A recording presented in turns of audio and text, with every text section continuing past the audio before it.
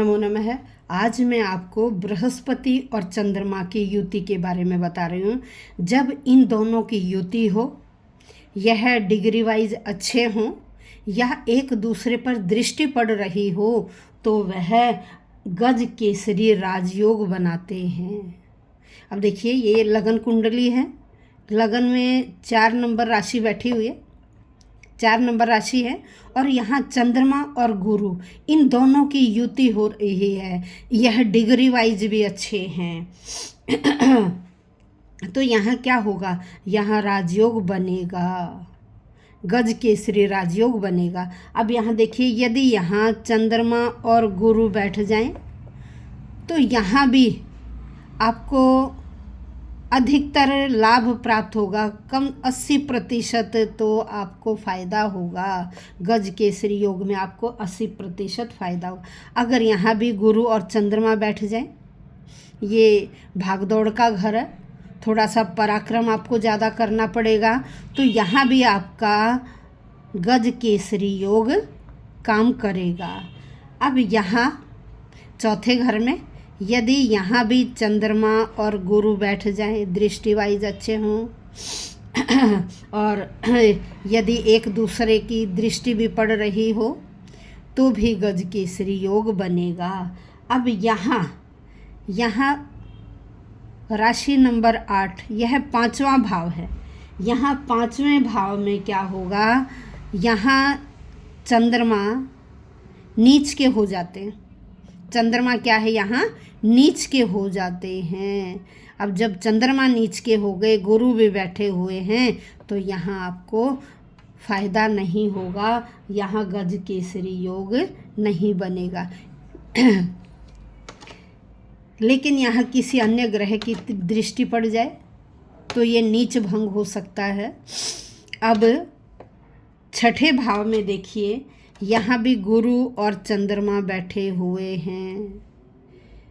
इस भाव में यह गज केसरी योग नहीं बनेगा, यहाँ आपको फ़ायदा नहीं देंगे। अब यहाँ क्या है, 7वें भाव में यहाँ भी चंद्रमा और गुरु बैठे हुए हैं, लेकिन यहाँ क्या है, गुरु नीच के हो जाते हैं। जब इन दोनों में से एक ग्रह नीच का हो जाएगा तो वहाँ आपको फ़ायदा नहीं होगा, गज केसरी योग नहीं होगा। अब यहाँ भी क्या है, चंद्रमा और गुरु बैठ गए। ये भी क्या है, ये त्रिक भाव के घर हैं। त्रिक भाव के 6ठा, 8वां और 12वां भाव, ये त्रिक भाव के घर हैं। तो यहाँ भी क्या है, चंद्रमा और गुरु यहाँ बैठ गए, तो यहाँ भी राजयोग नहीं बनेगा, गज केसरी राजयोग नहीं बनेगा। अब यहाँ क्या है, 9वें घर में यहाँ 12 नंबर राशि बैठी हुई है, जो खुद गुरु की है, और यहाँ के जो कारक हैं वो भी गुरु ही हैं। अब यहाँ यदि चंद्रमा और गुरु बैठ जाएं तो यहाँ गज केसरी राजयोग बनेगा। अब यहाँ देखते हैं, यहाँ देखिए, यदि यहाँ चंद्रमा और गुरु की युति हो जाए या बैठ जाए दोनों, तो यहाँ भी 100% गज केसरी राजयोग होगा। आपको 100% गज केसरी राजयोग का बेनिफिट मिलेगा। अब यहाँ भी ये क्या है, ये आपका इच्छा पूर्ति का स्थान है, और यहाँ भी यदि चंद्रमा और गुरु बैठ जाएं तो यहाँ भी आपको गज केसरी राजयोग के 100% फ़ायदे मिलेंगे। जब यहाँ त्रिक भाव में बैठ जाएंगे चंद्रमा और गुरु, तो मैंने बताया ना, 6ठा, 8वां, 12वां ये घर अच्छे नहीं होते, तो यहाँ आपका गज केसरी राजयोग नहीं बनेगा। तो आज मैंने आपको क्या बताया, गज केसरी राजयोग, गज केसरी राजयोग, गज केसरी राजयोग। और क्या है, जो योग कारक घर हैं, योग कारक जो ग्रह हैं, उनका क्या होना चाहिए, डिग्री अच्छी होनी चाहिए। ठीक है। यहाँ गज केसरी राजयोग में क्या है, योग कारक चंद्रमा और गुरु, इनकी डिग्री अच्छी होनी चाहिए। यदि डिग्री अच्छी नहीं है तो आपको सही फल नहीं मिलेगा। दृष्टि संबंध होने पर भी मान लीजिए कि